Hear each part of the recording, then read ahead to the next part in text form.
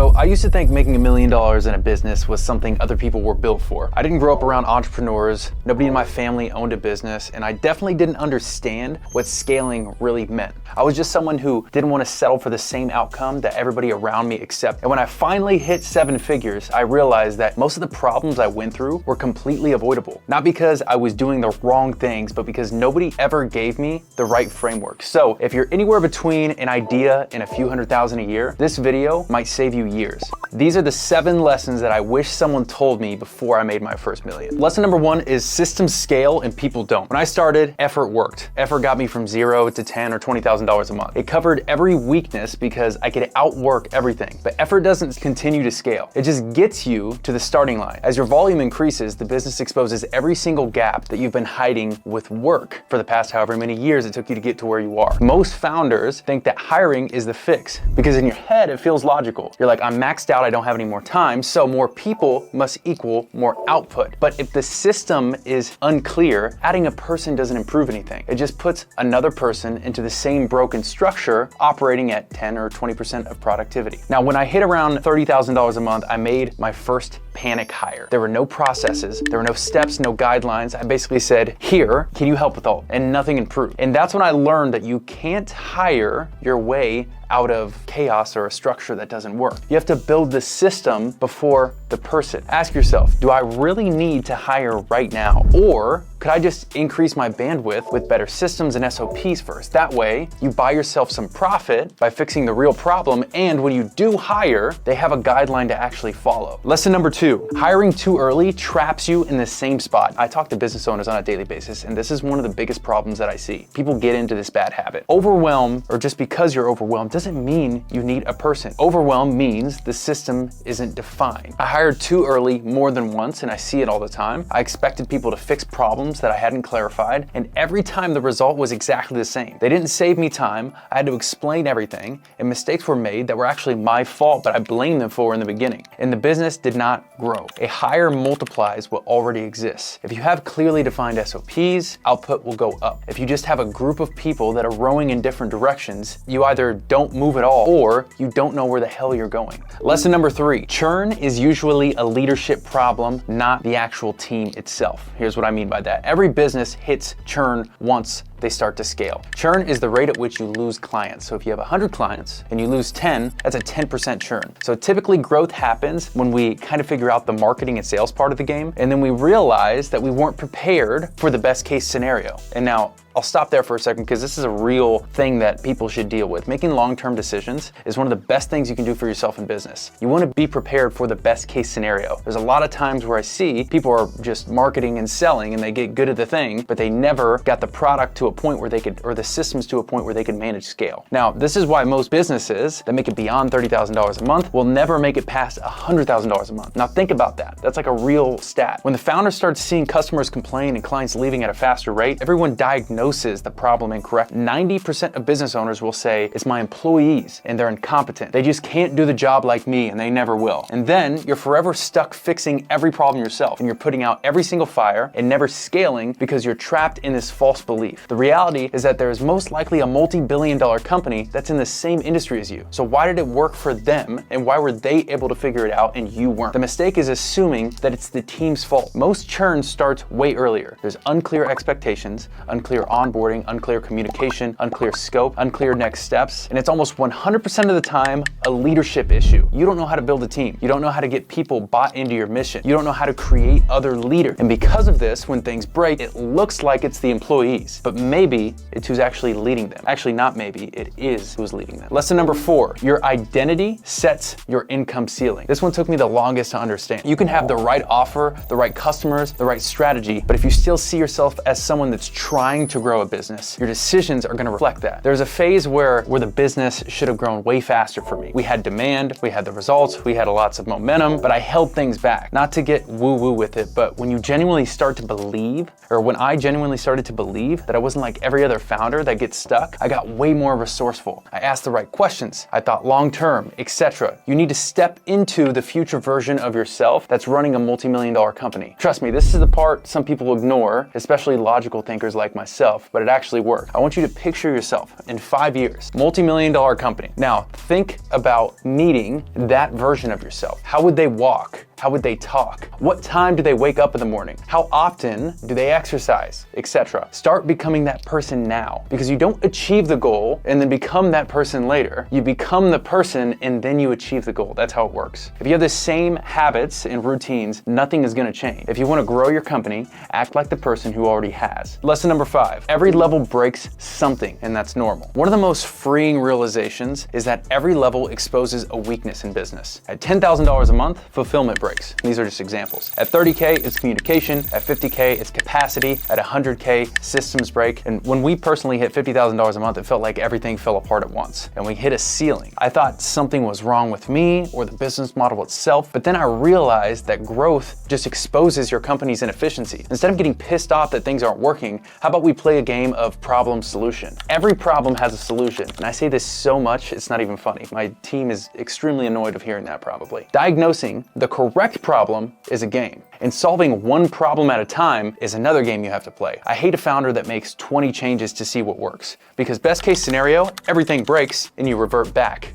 Worst case scenario, things get better. That sounds weird, right? But if they get better when you change 20 things, you don't know what the hell caused the change because you had 20 variables. This is the worst thing. Things start to go well and you have no idea why. Now, when diagnosing the correct problem, you either need to sit and actually think with no distractions or consult with ChatGPT like I do. Weigh every possible option. If you have trouble getting appointments, it could be your offer, it could be that your marketing sucks, it could be you're not spending enough money, not the right advertising channel, etc. Sometimes spending money to get help solving problems is a good idea. You're either going to spend money or time in business with every decision that you make, or both if you just wait too long to try to find the answer. So pay for the solution to find it out faster if you can. People always ask me this question: should I spend my time or money to solve X, Y, and Z problem? Whatever you have more of. If you have more money and less time, then spend the money. If you have more time and less money, then find a way to utilize your time to get better at whatever, or to achieve whatever goal you're trying to achieve. My first business was not as scalable as I thought it was,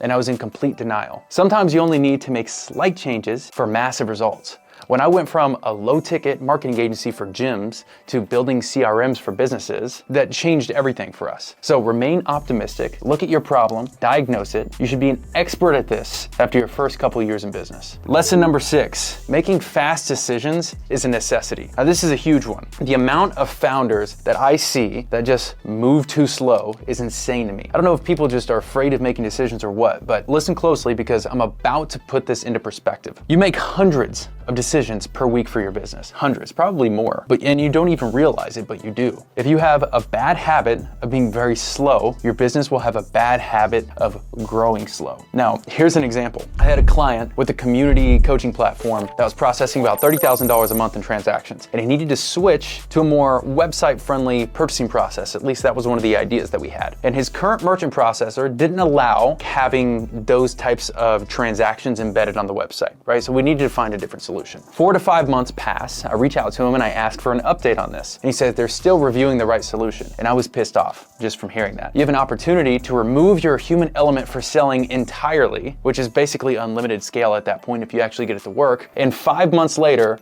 we're still reviewing the options. So immediately I had to jump on a call with him and ask him what options he had, just because I was curious. And he made up some on the spot and he couldn't even show me. So really he wasn't even working on it. I told him which one to use. I kind of just took matters into my own hands. Got it installed on his website in less than 24 hours. We split tested ad traffic from what he was currently doing, the new process that we had set up, and we used some trial and error to kind of make changes to the funnel over the next 3 weeks. And guess what happened? He doubled the amount of sales with almost the same profit in 3 weeks because there's no salespeople involved. And we were still able to get the same cost per acquisition just because we had them going straight to the website, which is way more scalable because all he has to do is turn the ad spend up and make significantly more money. Now that's a solution that he could have tried way in the past. He didn't need 4 to 5 months to find that solution. He was just lazy and he didn't make the decision. Some people are very slow at making decisions. You can move the needle way faster. Slow decisions will literally kill you, and you need to move fast. You need to remove any obstacle that prevents you from making those fast decisions. Your growth depends on it, I promise. Lesson number 7, your offer can really change everything overnight. Now, you probably don't understand how much your offer actually makes a difference. This changed everything for our company, literally overnight. And I'm not talking about the Alex or Mosey style of offer, like we do this or you don't pay. I mean, the way that you position what you sell. My business literally changed overnight because of our positioning. Not even what we actually sold,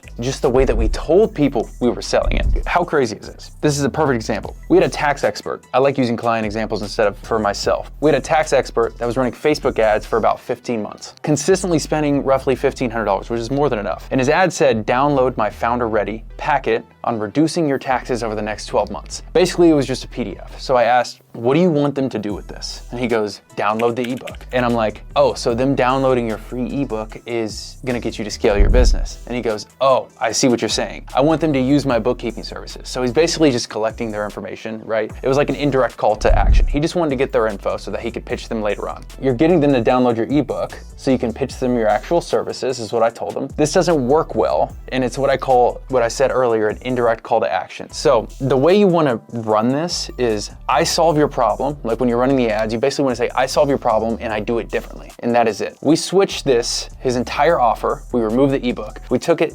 we created a video ad, and we said, I'll handle your bookkeeping for a fraction of the price and reduce your tax bill guaranteed in the next year. At first, he freaked out because we launched these ads and his cost per lead was $12 instead of $4. So at face value, it looks like we're performing worse. But guess what happened? 5 times more sales. Can you imagine if your growth rate 5x'd overnight? So he got 5 times more sales. Maybe it's because your offer is actually attracting the people that want what you're selling and not people who just want an ebook on how to get extra tips on doing their bookkeeping. Just maybe. I'm gonna break down really quick exactly how you need to position what you sell with a simple strategy that I created. This is gonna make it super simple. So step number 1, what problem are you solving? What pain does this remove for your prospect? What outcome do they want? But you're not gonna lead with the problem. You just need to ask yourself these questions so you make the solution very obvious. So for my example before, bookkeeping takes up too much time. It's usually done wrong. You ended up paying more in taxes or owing money after being audited, and that sucks, right? So that kind of gives you an idea. Find the problem so the solution is obvious. Now, step number 2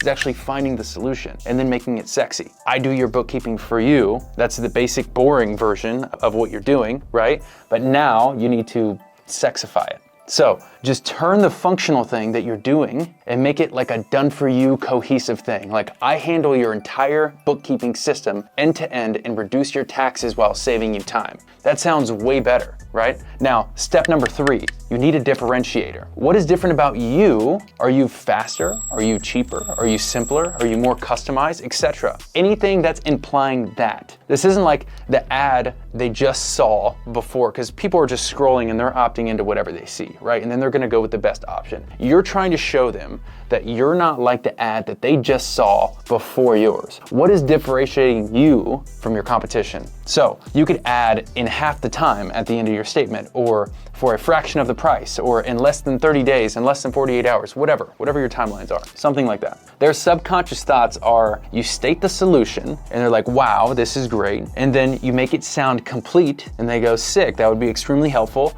Then you add the differentiator and they realize that you are better. And now the tricky part is that if you're running a video ad or a picture ad, they need to realize all of this in the first 5 seconds. This is what we call our hook. Now in advertising, a hook is a little bit different, right? Whenever you're running organic content, a hook is really where you're just catching attention. But when you're running advertising, you're paying to put it in front of people's eyes. So the hook is what is in it for them, right? And what makes you better. That's how advertising works. And this is extremely important. So now we will take over all of your bookkeeping and end of year taxes, 100% done for you for a fraction of the price. Plus, we guarantee a lower tax payment in the coming year. So that's the offer. And I added a little bit of a guarantee there at the end, but that offer is getting leads all day. You throw that up, I promise you, that is going to generate leads, appointments, and whatever you want. Anyway, I genuinely hope this was helpful. I wasn't born into business. I didn't have any mentors. I didn't have any funding or a family of founders. I learned by staying in the game long enough to actually understand how the game works, and being a little obsessive over growth probably helped. But these lessons would have saved me a lot of time, and I wish I could have heard this a lot earlier. If you look in the description below, you'll see a few links. Number one is going to be a 100% free school community to learn how to run Facebook ads, build out your CRM. We also have group calls on a weekly basis,